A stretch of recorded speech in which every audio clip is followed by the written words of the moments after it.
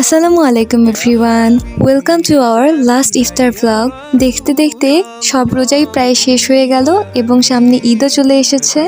আজকে নানু বাসায় ইফতারের আয়োজন করা হয়েছে, সেজন্য সবাই কাজে লেগে পড়েছে। কেউ মশলা গুঁড়ো করছে বা কেউ শসা কাটছে, আবার অনেকেই বসে পড়েছে মাংস কাটতে। নানু বাসায় প্রতিবার ইফতার আয়োজন করলে বাসাতেই সবাইকে ডাকা হয়, কিন্তু এবার একটু ভিন্ন রকমভাবে ইফতার আয়োজন করা হয়েছে।